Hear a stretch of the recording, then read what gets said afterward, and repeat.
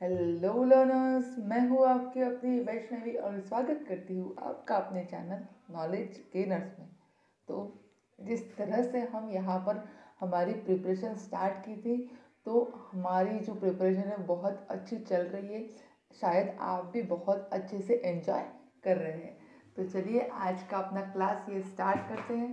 Class को start करने से पहले अगर आप हमारे चैनल पर बिल्कुल नए हैं तो चैनल को कीजिए सब्सक्राइब, बेल आइकॉन दबाइए ताकि हर एक नोटिफिकेशन आपको बहुत जल्द मिल जाए और आप उस वीडियो को अच्छे से रीड कर पाए, अच्छे से देख पाए। ठीक है। और अगर आप नए हैं तो आपको बता दूं, हम यहाँ पर महाराष्ट्र स्टेट एग्ज़ाम की प्रिपरेशन करवा रहे हैं। सुबह 11 बजे हमारी जो है वो क्लास होती है पेपर फर्स्ट के लिए, जहाँ पर हम अभी टीचिंग एप्टीट्यूड पढ़ रहे हैं। और पेपर सेकंड की क्लास जो है वो शाम को 5 या 6 दोनों में से एक किसी भी टाइम पर हो जाती है। ठीक है। तो यहाँ पर हम क्या कर रहे हैं, हमारी पूरी की पूरी सेट की प्रिपरेशन यहाँ पर करवा रहे हैं। साथ ही साथ कुछ दिनों बाद हम क्या करेंगे, हमारी जो पेपर सेट है टेस्ट सीरीज वहाँ पर हम सॉल्व करना स्टार्ट कर देंगे। तो इस तरह से ये पेपर हमारी जो प्रिपरेशन है वो चल रही है। पेपर सेकंड जो है वो कंप्यूटर साइंस स्टूडेंट के लिए हम यहाँ पर ले रहे हैं। तो चलिए स्टार्ट करते हैं आज का हमारा टॉपिक, जो कि टीचिंग एप्टीट्यूड का है। बहुत ही ज़्यादा इम्पोर्टेंट टॉपिक, इस पर से बहुत बार क्वेश्चन पूछे गए। तो अभी आप कंफ्यूज ना होइए कि कौन सा टॉपिक यहाँ पर है। तो चलिए बिना कंफ्यूजन के, बिना देरी किए हमारा ये जो आज का टॉपिक है वो स्टार्ट करते हैं। तो आज का जो टॉपिक है वो है लेवल्स ऑफ टीचिंग, जहाँ पर हम टीचिंग की क्या क्या लेवल्स होती है वो पढ़ने वाले हैं। एक्चुअली में जब भी हम प्रिपरेशन करते हैं टीचिंग एप्टीट्यूड की, तो यहाँ पर कुछ भी ज़्यादा हमें पढ़ने की ज़रूरत नहीं होती है। सिर्फ थोड़े बहुत कंसेप्ट अगर हमने समझ लिए तो हमारा जो यूनिट है पूरा टीचिंग एप्टीट्यूड का वो अच्छे से हो जाएगा। यहाँ पर बहुत ज़्यादा ज़रूरत किसकी होती है, कॉमन सेंस की। अगर कॉमन सेंस से अगर हम इस वाले लेसन को, यूनिट को अगर हम प्रिपेयर करें तो हमारे जो क्वेश्चन है वो अच्छे से बन जाएंगे। ठीक है। तो टीचिंग एप्टीट्यूड में सबसे इम्पोर्टेंट दो ही चीज़ें यहाँ पर होती है, एक तो टीचर, दूसरा लर्नर। अभी तक आपने देखा जितने भी टॉपिक हमने कवर करवाए, मैक्सिमम टॉपिक में हमारे पास क्या था, या तो टीचर था या फिर लर्नर था, उसके बीच में जो भी प्रॉपर्टीज़ होती है ये सारी चीज़ें यहाँ पर थी। ठीक है। तो इस तरह से हमने जो है हमारे बाकी के टॉपिक कवर करवा लिए। अभी आज से हम करेंगे लेवल्स ऑफ टीचिंग। तो कॉमनली यहाँ पर हम लेवल्स ऑफ टीचिंग को 3 पार्ट में डिवाइड करते हैं।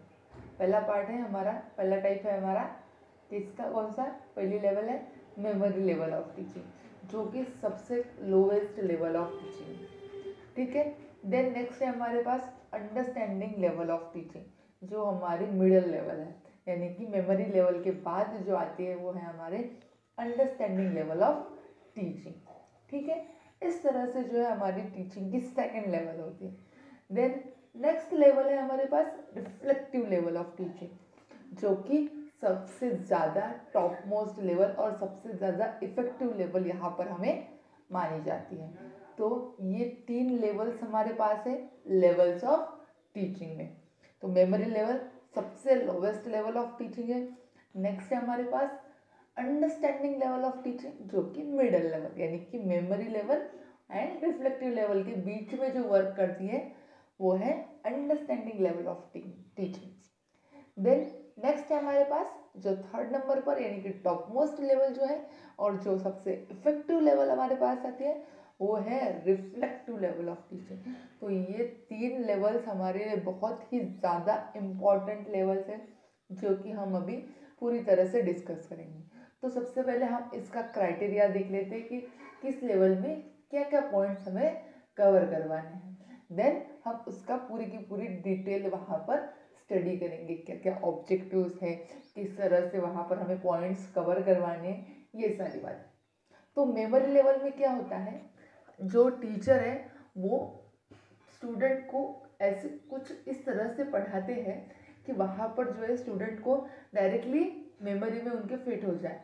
वहाँ पर कुछ भी समझने की या फिर अंडरस्टैंडिंग की कोई ज़रूरत नहीं थी। यानी कि अगर कोई टीचर स्टूडेंट को पढ़ा रहा है तो उससे वहाँ पर कोई मतलब नहीं है कि उस चीज़ का स्टूडेंट को मीनिंग समझ में आ भी रहा है या नहीं। तो इस तरह से हमारी जो है वो memory level of teaching work करती है। ठीक है, तो चलिए जानते हैं मेमोरी लेवल ऑफ टीचिंग के बारे में। जैसे कि अभी बताया कि वहाँ पर क्या होता है, टीचर इसका कोई ध्यान नहीं रखता कि लर्नर को जो है वो इन्फॉर्मेशन किस तरह से मिल रही, सिर्फ उन्हें इन्फॉर्मेशन जो है वो लर्नर तक पहुंचानी है। वहाँ पर कोई मतलब नहीं है कि हाँ टीचर को उस बात का मीनिंग समझ में आ भी रहा है, सॉरी लर्नर को जो है उस बात का मीनिंग समझ में आ भी रहा है या नहीं। तो ये हो गई मेमोरी लेवल ऑफ टीचिंग, जो सबसे नीचे की लेवल पर आती है, जो हमारे लिए बिल्कुल भी यूजफुल नहीं है। इस तरह की टीचिंग से जो है लर्नर मोटिवेट नहीं होता और उसका जो है मेमोरी लेवल वो अच्छे से इंक्रीज नहीं होता, डेवलप नहीं होता। तो ये लेवल हमारे लिए बिल्कुल भी यूजफुल नहीं है। इस तरह से टीचर को कभी नहीं पढ़ाना चाहिए, क्योंकि अगर इस तरह से अगर कोई टीचर स्टूडेंट को पढ़ाए तो उन्हें सिर्फ रटना समझ में आ जाएगा, बाकी की कोई बातें वो अच्छे से परफॉर्म नहीं कर पाएंगे। ठीक है, तो चलिए पॉइंट बाय पॉइंट समझ लेते हैं। अभी तो कंसेप्ट मैंने बता दिया कि इस तरह से वो कंसेप्ट है, अभी पॉइंट टू पॉइंट समझ लेते हैं कि क्या है। तो फर्स्ट पॉइंट है हमारे पास, memory level falls at the bottom. ठीक है, यानी कि सबसे नीचे की लेवल है कौन सी, memory level of teaching. Then next है, it is a thoughtless behaviour. अभी थॉटलेस बिहेवियर यहाँ पर क्यों कहा गया है, क्योंकि टीचर क्या करता है, स्टूडेंट को सिर्फ बता देता है कि इस तरह से इंफॉर्मेशन है, इस तरह से अभी मैंने अगर पढ़ा रही हूँ तो क्या करूँगी, मैं आपको बता दूंगी 3 लेवल यहाँ पर है, memory level, understanding level and reflective level. इस तरह से बता दिया, उनका बिहेवियर बता दिया, बात ख़त्म यहाँ पर हो जाएगी। लेकिन इस तरह से अगर हम पढ़ाएंगे तो ये जो है हमारे लिए बिल्कुल भी यूज़फुल नहीं है। तो इसीलिए हमें क्या करना है, पूरे रियल लाइफ एग्जाम्पल के साथ स्टूडेंट को पढ़ाना है। लेकिन ये जो पॉइंट है वो हमारे मेमोरी लेवल में नहीं आता है, इसीलिए हम इसे क्या कहते हैं, थॉटलेस बिहेवियर कहते हैं। ठीक है, और नेक्स्ट पॉइंट बहुत ही ज़्यादा इम्पॉर्टेंट, बोल्ड में लिखा है, हर्बर्ट ने ये जो मेमोरी लेवल है वो इंट्रोड्यूस की है। तो ये वाला पॉइंट बिल्कुल अच्छे से याद रख लेना है कि मेमोरी लेवल ऑफ टीचिंग किसने इंट्रोड्यूस की है, हर्बर्ट ने। Herbart is considered as exponent of memory level of teaching. तो इस साइंटिस्ट का नाम हमें याद रख लेना है कि किसने मेमोरी लेवल ऑफ टीचिंग को इंट्रोड्यूस किया है, तो हर्बर्ट। ठीक है, तो इस पॉइंट को अच्छे से याद रख लेना। एमसीक्यू में पूछा जा सकता है कि जो हमारा एक्सपोनेंट है मेमोरी लेवल का वो कौन है, तो कौन हो ये, हर्बर्ट हमारा जो है वो एक्सपोनेंट है। ठीक है, तो इस पॉइंट को स्टार मार्क कर लीजिएगा। अभी जब जब मैं बताऊंगी कि किसी पॉइंट को स्टार मार्क कर लीजिए तो बहुत ही ज़्यादा इम्पोर्टेंट पॉइंट है, तो वहाँ पर उसे स्टार मार्क कर लीजिए। और हमारे जो शॉर्ट नोट्स होते हैं जो हम बनाएंगे उसमें उसे ज़रूर से हमें नोट डाउन कर लेना है। ठीक है, चलिए यहाँ तक समझ में आ गया, कोई प्रॉब्लम। चलिए तो अभी आगे बढ़ते हैं। अगर कुछ भी समझ में नहीं आया तो हमेशा की तरह कमेंट बॉक्स में हमें बता देना है। तो नेक्स्ट पॉइंट है हमारे पास, here teaching consist of providing actual information about before the learner and learning involves memorisation of actual information without caring to know about its meaning and application. यानी कि जैसे कि मैंने अभी बताया था कि अगर या इस टीचिंग में क्या होगा कि जो भी टीचर है वो स्टूडेंट को इन्फॉर्मेशन प्रोवाइड करेगा, कैसे, without caring to know about its meaning and application. उनका यूज़ क्या है, उसका मीनिंग क्या है, इसके लिए उन्हें कोई लेना देना नहीं होगा, डायरेक्टली वो स्टूडेंट को क्या करेगा, इन्फॉर्मेशन प्रोवाइड कर देगी। ठीक है, ये था हमारी memory level of teaching. Then next point और लास्ट पॉइंट हमारे पास है, teaching skills at memory level of teaching learning consist of presenting the subject matter before the student in a such a way as to facilitate greater amount of memorization, longer retention and timely reproduce of the memorized fact। यानी कि इस teaching में, इस level of teaching में क्या होता है, जो भी हम स्टूडेंट है, जो स्टूडेंट हैं वो उनके लिए सिर्फ वो क्या हो जाएगी, चीज़ें जो है वो मेमोराइज हो जाएगी, उनकी मेमोरी में फिट तो बैठ जाएगी, लेकिन उन्हें नहीं पता चलेगा इसका एक्चुअली में मीनिंग क्या है, उसे हम किस तरह से यूज़ करते हैं रियल लाइफ में, क्योंकि हम विद रियल लाइफ के एग्जाम्पल तो उनके साथ जोड़ेंगे नहीं। तो इसीलिए उन्हें क्या होगा, जो मेमोरी लेवल ऑफ टीचिंग का है वो सिर्फ मेमोराइज हो जाएगा, लॉन्ग टाइम के लिए उन्हें वो याद आएगा, लेकिन जो भी अंडरस्टैंडिंग उनकी बननी चाहिए उस चीज़ से वो नहीं बन पाएगी। तो इस तरह से हमारी जो है वो मेमोरी लेवल ऑफ टीचिंग यहाँ पर बन जाती है। ठीक है, तो ये था हमारी memory level of teaching. Then कुछ इंपॉर्टेंट टर्मिनोलॉजीज है जो रिलेटेड टू है मेमोरी लेवल ऑफ टीचिंग, तो वो देख लेते हैं।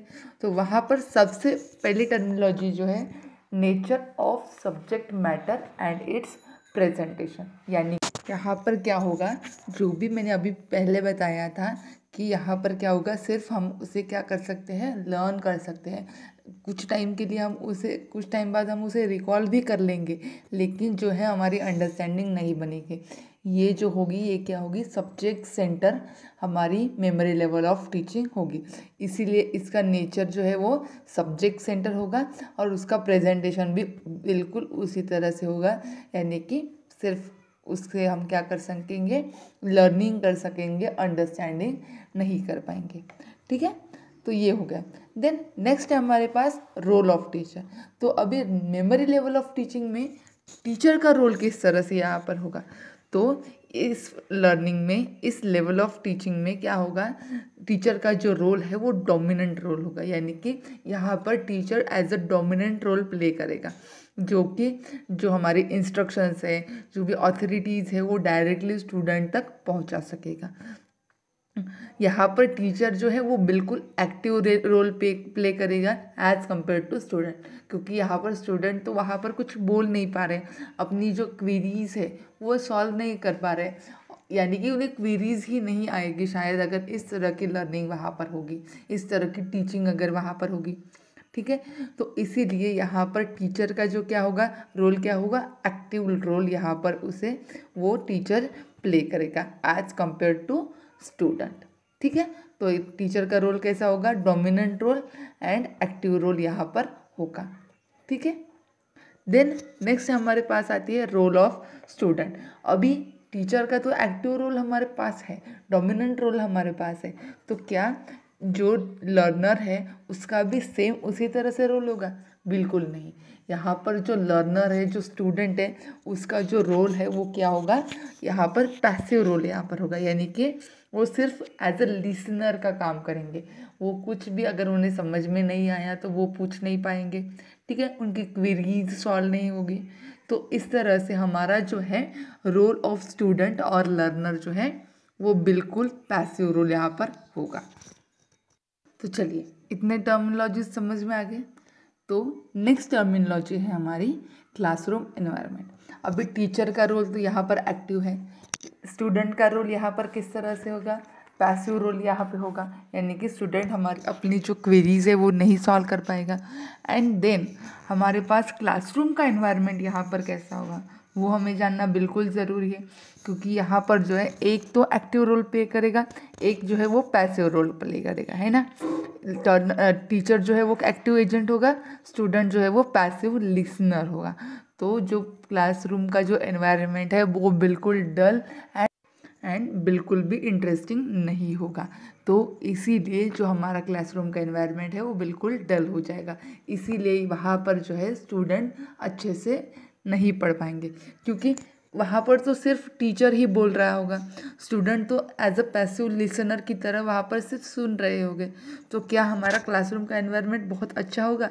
नहीं, बिल्कुल भी अच्छा नहीं होगा, डल हो जाएगा, इंटरेस्टिंग भी नहीं रहेगा, स्टूडेंट को इंटरेस्ट नहीं रहेगा पढ़ाई में, स्टूडेंट के अंदर जो है मोटिवेशन भी बिल्कुल नहीं रहेगा। तो इस तरह से हमारा जो है क्लासरूम का एनवायरनमेंट हो जाएगा। ठीक है, इतना समझ में आ गया।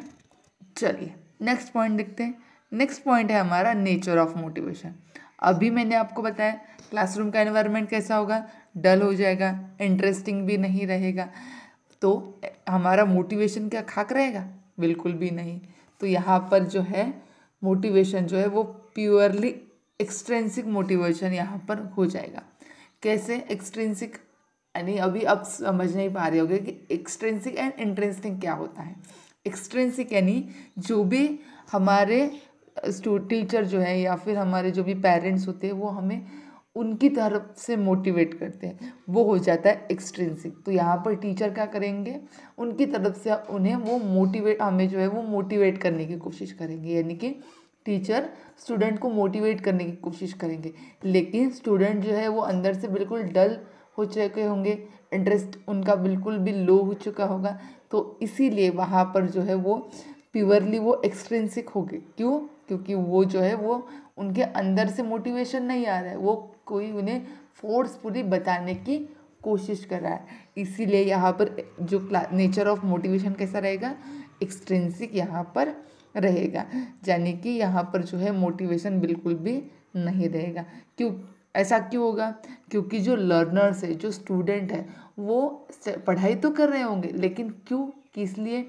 या तो फिर उन्हें कुछ प्राइजेस के लिए, प्राइजेस के हिसाब से वो पढ़ रहे होंगे, या फिर अगर टीचर की तरफ से हमें फेवर चाहिए है किसी चीज़ के लिए तो इसलिए पढ़ रहे होंगे, या फिर हमें क्या होता है, प्रमोशन चाहिए होता है हमारे नेक्स्ट क्लास के लिए, तो इसीलिए वहाँ पर हम क्या कर रहे होंगे, पढ़ाई कर रहे होंगे। ठीक है, तो इस तरह से हमारे जो क्लास का जो नेचर होगा वो इस तरह से हमारा जो है बिल्कुल प्योरली एक्सट्रिंसिक हो जाएगा।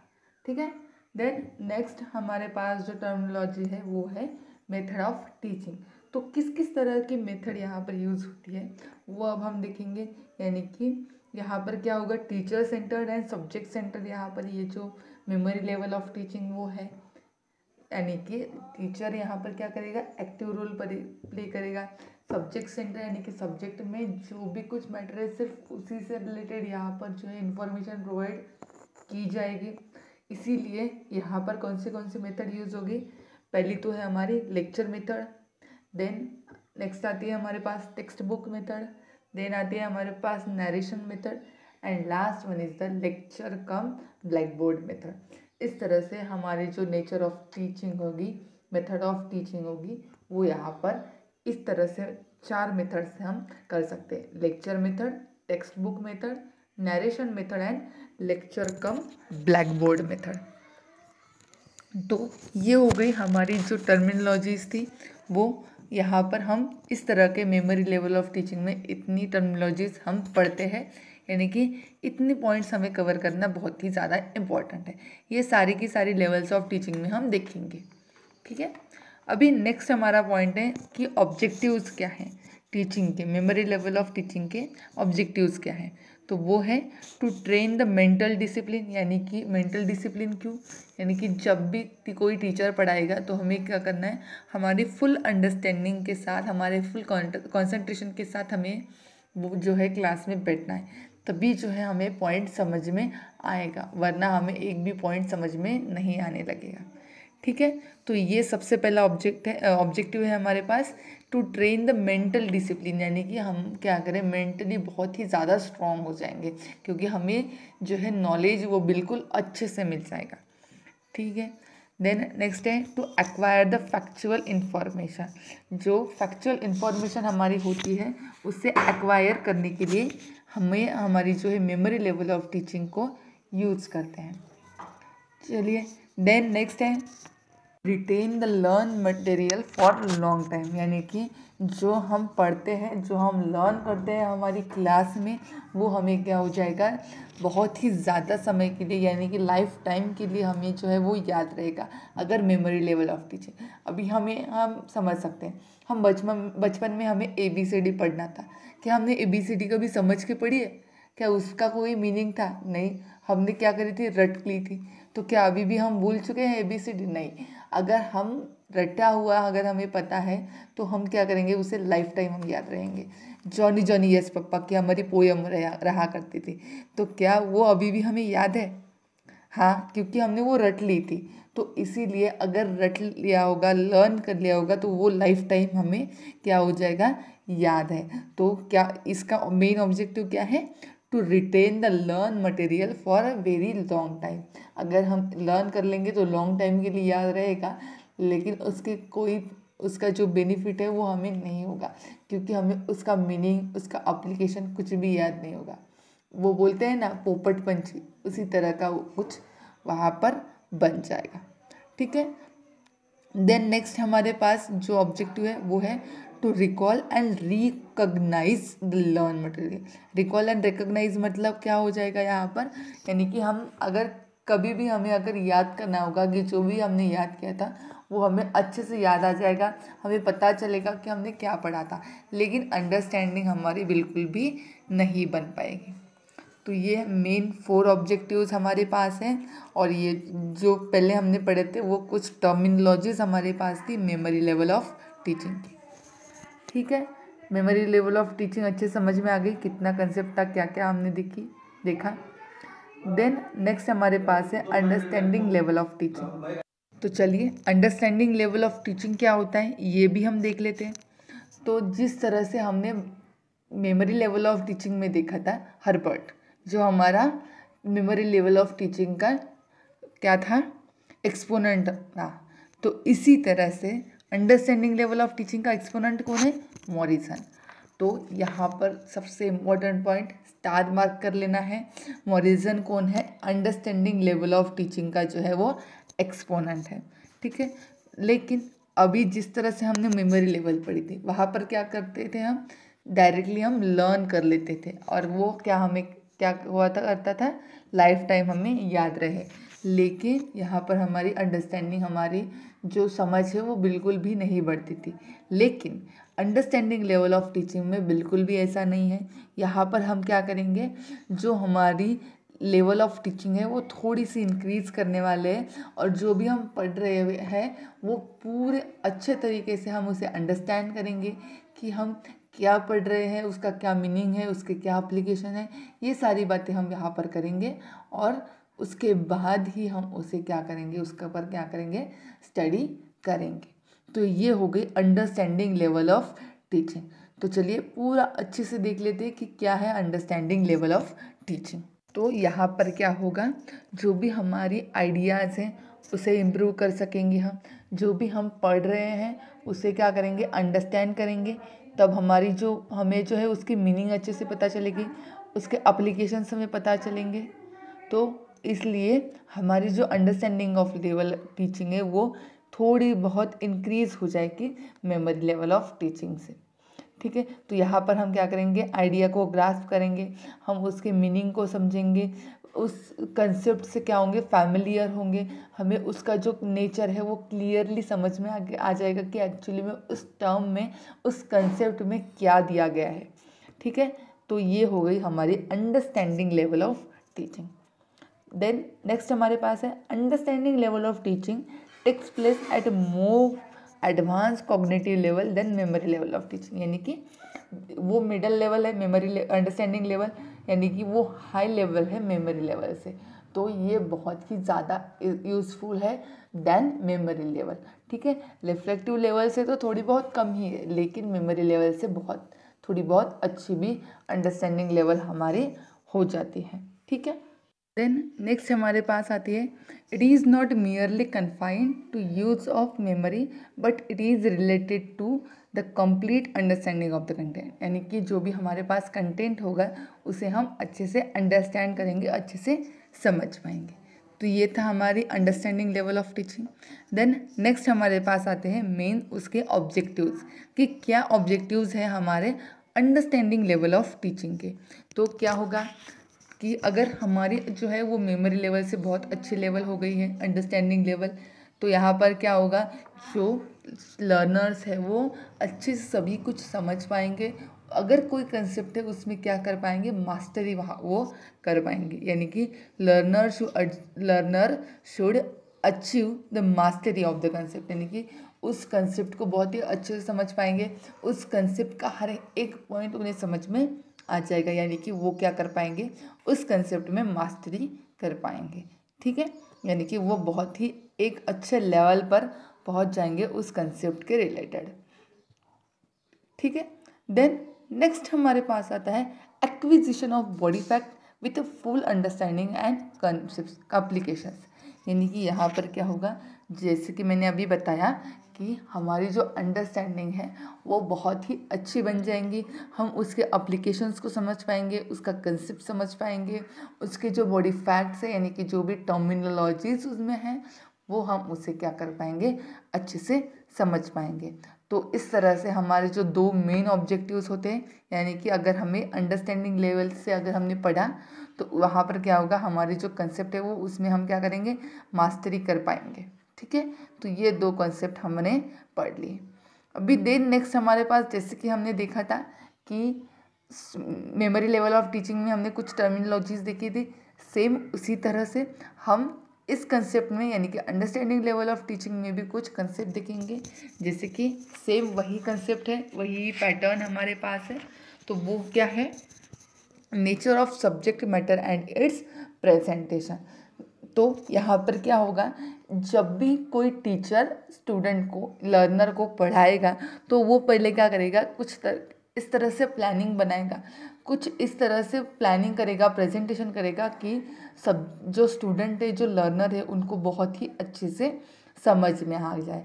तो वो जो है प्रेजेंटेशन बहुत ही अच्छा बनाएगा ताकि जो उसका रिजल्ट है वो मीनिंगफुल लर्निंग लर्नर्स को मिल जाए। तो इस तरह से हमारा जो नेचर होगा वो बहुत ही अच्छा हो जाएगा। साथ ही साथ वो क्या करेगा, जो उनके पास, लर्नर्स के पास, स्टूडेंट्स के पास प्रीवियस नॉलेज है उसके साथ वो लिंक करके स्टूडेंट्स को क्या करेगा, पढ़ाएगा। यहाँ पर टीचर क्या करेगा, स्टूडेंट्स को, लर्नर्स को प्रैक्टिकल लाइफ के एग्जाम्पल देकर उन्हें समझाएगा कि किस तरह से हमारा ये कंसेप्ट जो है वो रियल लाइफ में यूज़ होता है, किस तरह का उसका कंसेप्ट है, क्या मीनिंग है, ये सारी बातें यहाँ पर होगी। तो जो सब्जेक्ट का मैटर एंड इट्स प्रेजेंटेशन है वो बहुत ही अच्छा यहाँ पर बन जाएगा। ठीक है, तो ये हो गई हमारा पहली टर्म यानी कि nature of subject matter and its presentation. Then next है हमारे पास रोल ऑफ टीचर। हमने क्या देखा था, मेमोरी लेवल ऑफ टीचिंग में टीचर का जो प्ले है, वो रोल जो है वो बहुत ही एक्टिव था और स्टूडेंट का बिल्कुल ही पैसिव लर्नर था। ठीक है, लेकिन अंडरस्टैंडिंग लेवल ऑफ टीचिंग में इस तरह का होगा क्या, नहीं। अंडरस्टैंडिंग लेवल ऑफ टीचिंग में जो टीचर का रोल है वो और भी ज़्यादा यूज़फुल हो जाता है, क्योंकि यहाँ पर टीचर को क्या है, बहुत ही ज़्यादा एक्टिव हो जाता है। क्योंकि यहाँ पर टीचर को क्या होता है, स्टूडेंट्स को बहुत ही अच्छे से समझाना पड़ता है। उसकी जो रिस्पॉन्सिबिलिटी होती है टीचर की, वो बहुत ही ज़्यादा बढ़ जाती है, क्योंकि यहाँ पर स्टूडेंट को बिल्कुल अंडरस्टैंडिंग होने तक यहाँ पर समझाना चाहिए है टीचर को। तो इस तरह से हमारे जो टीचर का रोल है यहाँ पर भी हमेशा क्या होगा, एक्टिव रहेगा। तो इस तरह से हमारे रोल ऑफ टीचर जो है वो एक्टिव होगा। लेकिन क्या रोल ऑफ लर्नर्स भी बिल्कुल उसी तरह से होगा, पैसिव? बिल्कुल भी नहीं। यहाँ पर जो लर्नर्स का रोल है, रोल ऑफ द लर्नर, वो बिल्कुल भी पैसिव नहीं होगा मेमोरी लेवल ऑफ टीचिंग के लिए। यहाँ पर क्या करेंगे, वो एक्टिवली पार्टिसिपेट करेंगे किसमें, जो भी हम टीचर्स टास्क उन्हें प्रोवाइड करेंगे उसमें। तो वहाँ पर स्टूडेंट का जो भी रोल है वो भी बहुत ही अच्छा बन जाएगा, यानी कि एक्टिव रोल यहाँ पर वो प्ले करेंगे। ठीक है, देन नेचर ऑफ मोटिवेशन यहाँ पर क्या होगा, तो अभी हमने देखा था कि वहाँ पर जो मेमोरी लेवल ऑफ टीचिंग थी वहाँ पर रोल कैसा था, एक्सट्रिंसिक था। लेकिन इस लेवल ऑफ टीचिंग में क्या सिर्फ रोल एक्सट्रिंसिक होगा, नहीं। यहाँ पर दोनों, बोथ इंट्रिंसिक एंड एक्सट्रिंसिक, दोनों रोल यहाँ पर प्ले करेंगे। यानी कि लर्नर जो है वो खुद भी पढ़ना चाहेंगे और जो टीचर है वो पढ़ाना चाहेंगे और उन्हें मोटिवेट करेंगे किसी भी चीज़ को पढ़ने के लिए।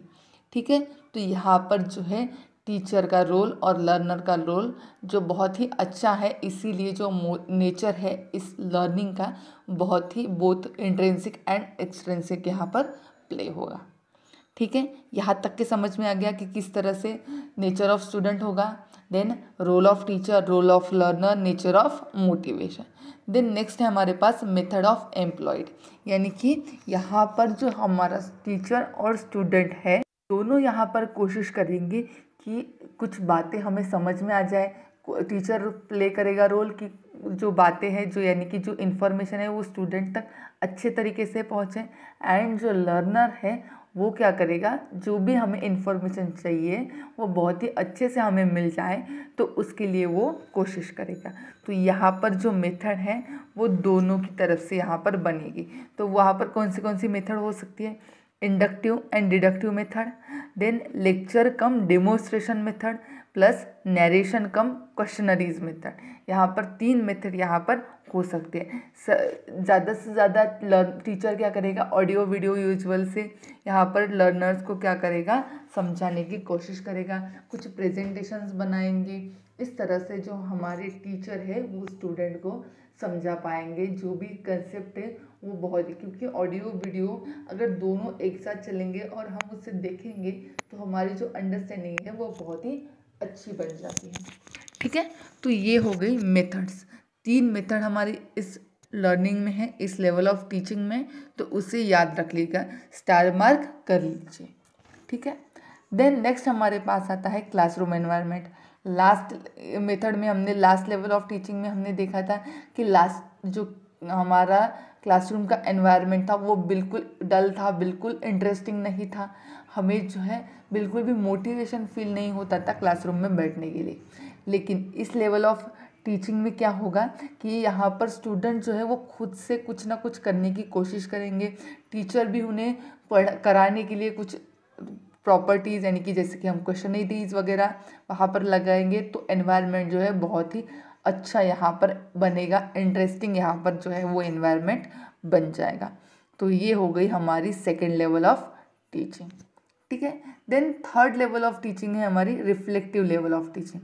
तो वो हम नेक्स्ट लेक्चर में देखेंगे, जहाँ पर उसे हम बहुत ही अच्छे से समझ पाएंगे। ठीक है, thank you for watching this video, keep watching, keep learning. और नए हैं अगर चैनल पर तो चैनल को सब्सक्राइब ज़रूर कर दीजिए। नेक्स्ट लेक्चर में हम नेक्स्ट लेवल ऑफ टीचिंग देखेंगे।